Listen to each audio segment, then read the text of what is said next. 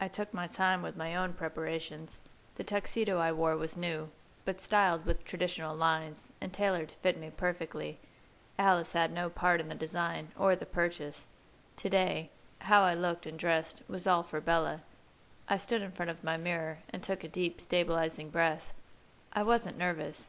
I did not feel any of the doubts or regrets that so frequently plague the minds of men before they walk down the aisle.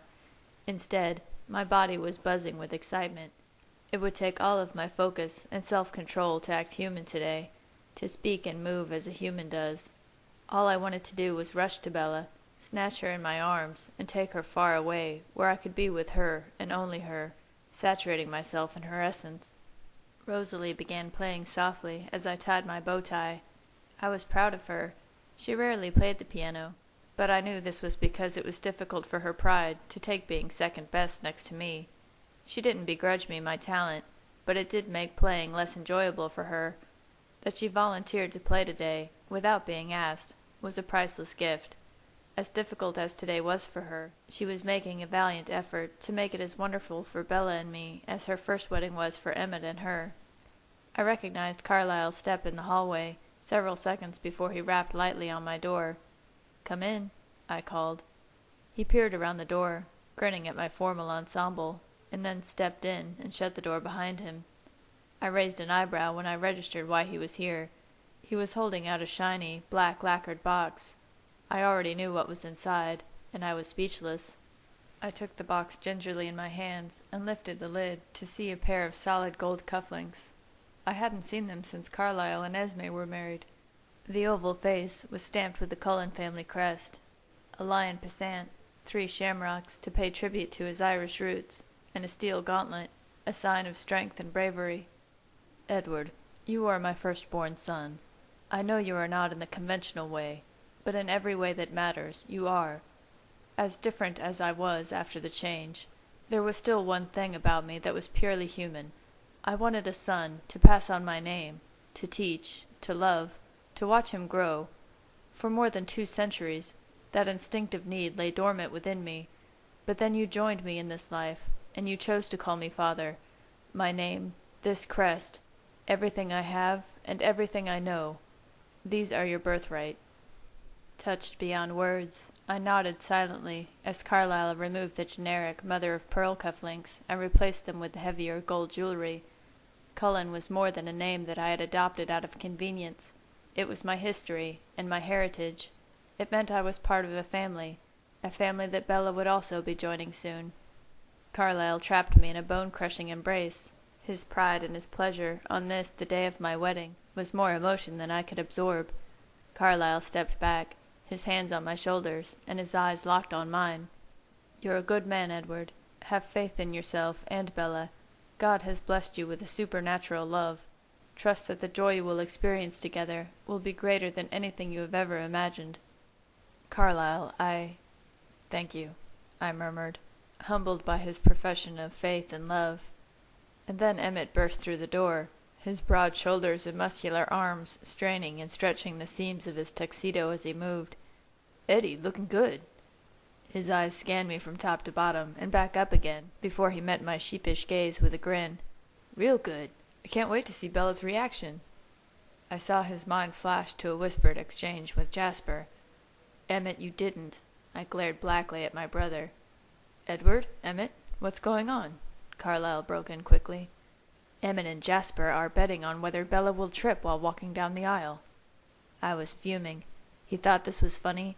I almost expected this from Emmett, but Jasper? I was livid. "Edward, geez, relax. We're just—" Thinking better of his argument, Emmett beat a hasty retreat, just calling over his shoulder, "They're ready for you downstairs, bro." With an effort, I shook off my anger, allowing Carlyle and the steady melody of Pachelbel's cannon to calm me before I followed. At the bottom of the stairs, guests were milling about, and almost 2/3 of the seats were filled. I picked up on the scents and thoughts of many of my acquaintances from school, as well as other humans from town. Seth Clearwater, his mother Sue, and Billy Black sat on the back row. Sue looked like her skin was crawling, and she couldn't stop sending darting glances over at the right side of the room.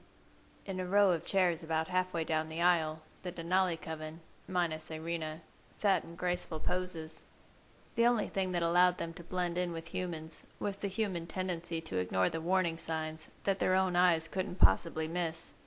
Even so, the seats around them remained empty, for now. Nobody was ready to place themselves next to such alien beauty. Tanya caught my eye with a provocative smile as I walked past, but I only spared her a small, welcoming nod.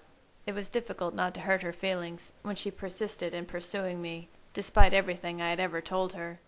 Many pairs of eyes followed my progress up the aisle, with Carlyle just one step behind me. Jasper, Emmett, and Esme followed soon after, taking their places in the front row. Phil escorted Renee down the aisle. She smiled at me with tears in her eyes. Her thoughts were full of tender memories of Bella's childhood and hope for her happiness as a married woman. Despite Bella's misgivings, Renee had no reservations about our early marriage.